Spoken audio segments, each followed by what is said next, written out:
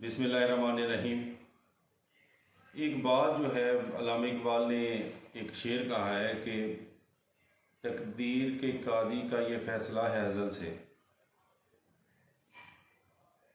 तकदीर के कादी का ये फ़ैसला है अज़ल से, है जुर्म ज़ईफ़ी की सज़ा मर्ग मफाजात। चीन एक अजीम तहज़ीब है जो कि हज़ार सालों से कायम है, और चीन अपने दौर की बहुत तरक्की याफ्ता तहज़ीब रही है। इन्होंने ज़राअत के अंदर, इन्होंने सनत के अंदर, ख़ास तौर पे रेशम की सनत इन्होंने बहुत फ़रोग़ दी। बल्कि पहली वो कौम थी जिसने रेशम के कीड़े पाले और रेशम पैदा किया। इनके जहाज़ बहुत अच्छे थे, तिजारत बहुत अच्छी थी, बहुत बड़ा मुल्क है हर लिहाज से। अपने ईजादात के लिहाज से कागज़ इन्होंने ईजाद किया, गन पाउडर इन्होंने ईजाद किया, बल्कि बहुत सारी ऐसी चीज़ें इस तहज़ीब के अंदर पैदा हुई कि जिसने दुनिया को तरक्की दी अपने दौर के अंदर। लेकिन ऐसा ऐसा जैसे कानून कुदरत है कि एक तहज़ीब ज़वाल का शिकार होती चली जाती है और फिर वो हर चीज़ में पीछे रह जाती है। तो ऐसा ही एक वाक़या जिसके बारे में बताता हूँ। और जो कौमें तरक्की कर रही होती हैं या जो ताकतवर होती हैं, उनके गैर इखलाकी इक़दाम को भी वो समझते हैं जी कि ये हमारा इखलाकी काम है और हमने आके बड़ा एहसान किया है। ऐसा ही एक शर्मनाक वाक़या अफ़ीम की जंग है, जो कि दो जंगें हुई। एक पहली जंग जो है वो 4 सितंबर 1839 से लेकर 29 अगस्त 1842 तक लड़ी गई, और इस जंग के अंदर बरतानवी हुकूमत, ईस्ट इंडिया कंपनी शामिल थी। अब ये जंग क्या थी? जंग ये थी कि ईस्ट इंडिया कंपनी बंगाल के अंदर अफ़ीम काश्त करती थी, और फिर ये अफ़ीम जो है वो स्मगलर्स को दी जाती थी, जो कि उसको चीन के अंदर स्मगल करते थे। अच्छा, चीन में अफ़ीम बड़े अरसे से इस्तेमाल हो रही थी और वो इतना बुरा नहीं समझा जाता था। लेकिन ये जो नई अफ़ीम थी, इसको धुआं बना के पिया जाता था, जिसकी वजह से वहाँ पर नशे पैदा शुरू हो गए और उनकी जो नौजवान नस्ल थी वो तबाह होना शुरू हो गई। उस वक्त के बादशाह ने, उस वक्त किंग डायनास्टी की हुकूमत थी, किंग बादशाहत थी, तो उस वक्त के बादशाह ने इसको गैर कानूनी करार दिया और उन्होंने एक हुक्म जारी किया कि अब जो भी अफ़ीम आएगी उसको ज़ब्त करके ज़य कर दिया जाएगा। और ये अफ़ीम की काश्त जो है वो 1798 में जो थी वो काफ़ी थी, लेकिन 1839 तक आते आते ये कोई 2300 टन 2300 टन तक ये पहुंच गई, और ये बहुत कीमती थी।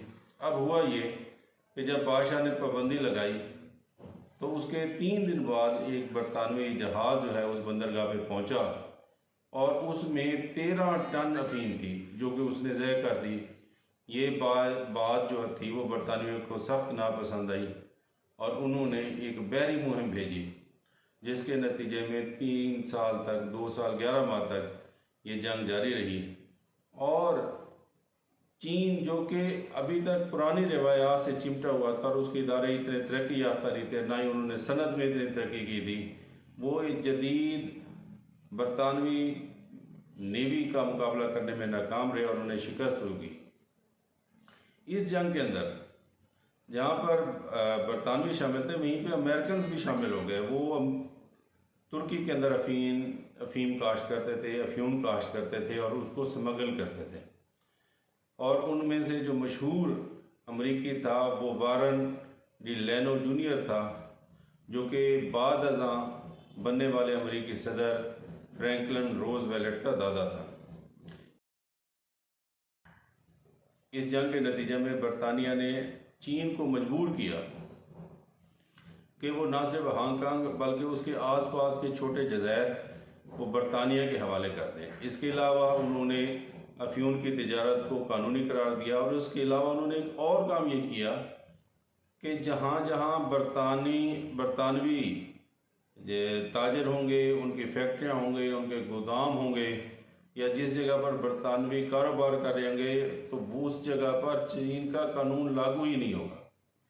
और जनाब इस वक्त पूरी दुनिया को दस्त देने वाला यूरोप जो है उसने अफीम की जंग लड़ी।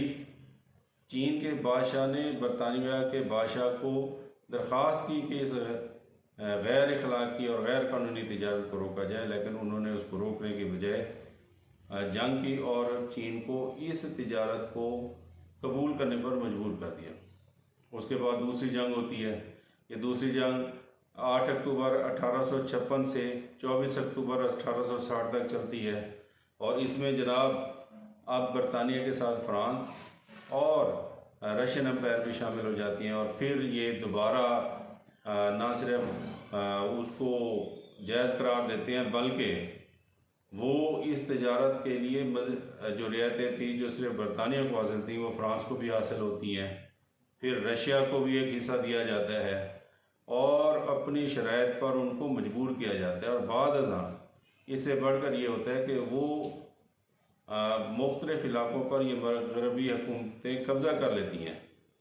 नाम तो वो चाइना का ही रहता है लेकिन उसको वो कहते हैं जी कि ये हमारे प्रोटेक्ट्रेट हैं, ये हमारे तहफ़्फ़ुज़ में हैं, इन इलाके का तहफ़्फ़ुज़ करने के लिए हम हैं, लेकिन हकीकतन वो उसके ऊपर हुक्मरानी कर देती हैं। और फिर इस माल को लूटने के लिए फिर जर्मन्स भी आते हैं, अमेरिकन भी आते हैं, बाकी यूरोपियन भी आते हैं और आखिर में जापानी भी चीन के ऊपर कूद जाते हैं और एक हिस्से पर वो भी कब्ज़ा कर लेते हैं।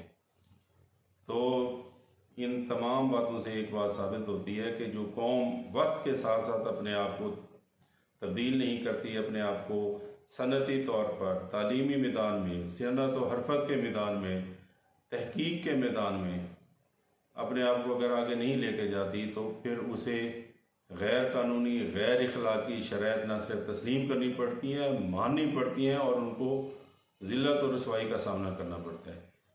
इन तमाम जंगों का नतीजा ये हुआ कि आखिरकार चीन के अंदर से बादशाहत का ख़ात्मा हुआ और फिर वहाँ पर एक इनकलाब आ गया।